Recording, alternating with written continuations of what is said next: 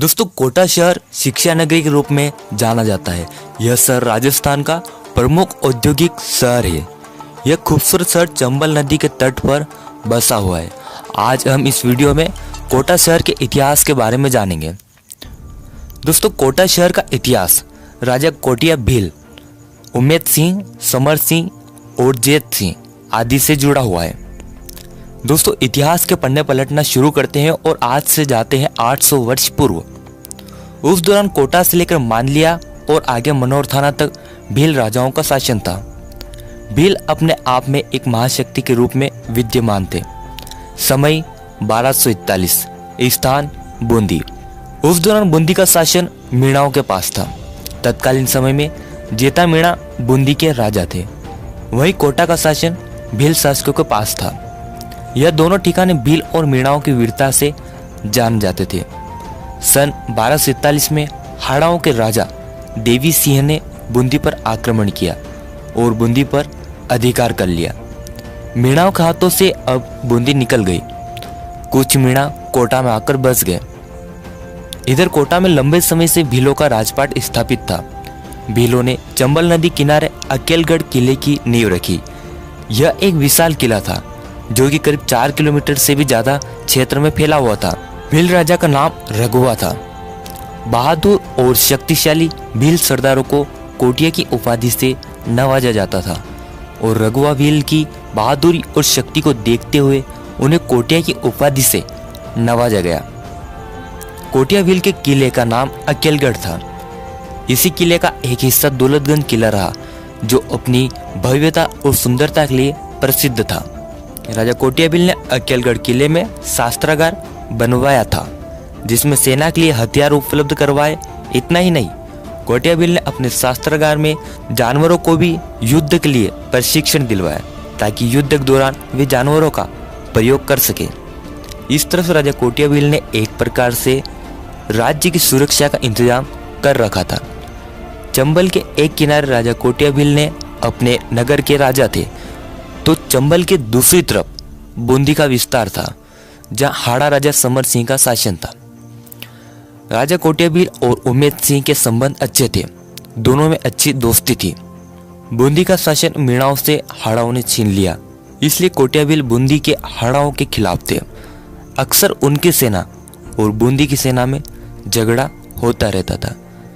राजा कोटिया भील ने अपने निकटवर्ती राज्य बूंदी पर आक्रमण करने की योजना बनाई। कोटिया भील ने एक मजबूत सेना का गठन किया, नए नए हथियारों का निर्माण करवाया। उन्होंने अपनी सेना में जानवरों को भी प्रशिक्षण देकर सम्मिलित किया।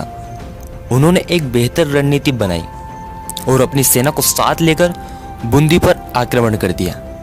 बूंदी और कोटा की सेनाओं में भयानक युद्ध हुआ। उनमें से कोई भी पीछे नहीं हटना चाहता था।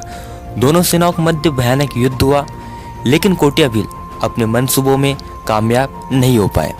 लेकिन उन्होंने बूंदी के हाड़ाओं को बेहद नुकसान पहुंचाया। बूंदी कोटिया भील के हमले से कांप उठी।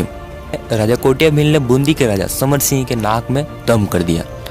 अब राजा समर सिंह ने एक योजना बनाई। युद्ध के मैदान में कोटिया भील ने बूंदी के कई सैनिकों को मौत की घाट उतार दिया था, जिससे बूंदी की सेना कम पड़ गई थी।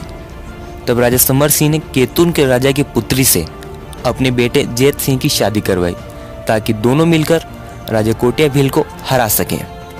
लेकिन उन्होंने कोटिया भील से युद्ध जीतने के लिए युद्ध का मैदान का चुनाव नहीं किया, बल्कि एक षड्यंत्र रचा। राजा समर सिंह ने केतुन के राजा के साथ मिलकर एक योजना बनाई। उन्होंने अपने राज्य में राजा कोटिया भील और उनके सैनिकों को दावत पर बुलाया।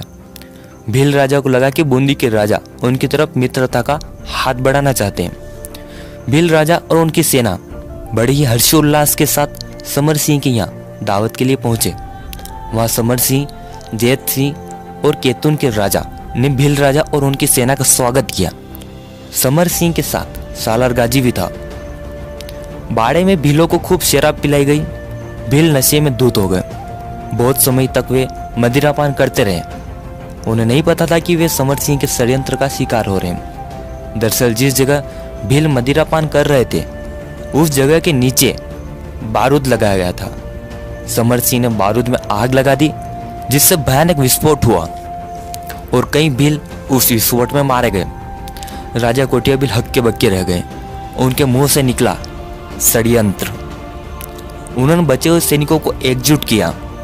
इधर हाड़ाओं ने भीलों पर आक्रमण कर दिया। एक तो भील पहले ही नशे में धुत थे, ऊपर से वे बारूद की विस्फोट घायल भी थे, और अब हाड़ाओं ने उन पर आक्रमण भी कर दिया। दोनों सेनाओं के मध्य भयानक युद्ध हुआ। राजा कोटियाबिल से युद्ध करने सालार गाजी मैदान में उतरा, लेकिन सालार गाजी कोटियाबिल के सामने टिक न पाया और वो कोटियाबिल की तलवार से मारा गया। तभी जेत सिंह ने कोटियाबिल का सर कलम कर दिया, लेकिन बहादुर कोटिया का रुंद धड़ जेत सिंह से युद्ध लड़ता रहा। उनके हाथों से तलवार चल रही थी। तब जेत सिंह ने कोटिया के कमर के ऊपर का हिस्सा काट दिया। बहादुर कोटिया का शरीर 3 भागों में बट गया और इस प्रकार राजा कोटियाबिल मारे गए। समर सिंह और जेत सिंह ने अब कोटा पर अपना अधिकार कर लिया और कोटा भी बूंदी के अधीन हो गया। वर्तमान समय में कोटा में अकेलगढ़ और दोरदगंज किलों को देखा जा सकता है। अकेलगढ़ किले से एक शिलालेख प्राप्त हुआ। यदि उस शिलालेख को पढ़ने में सफलता हासिल हो जाए तो राजा कोटियाबिल के बारे में अनसुने तथ्यों की प्राप्ति हो सकती है।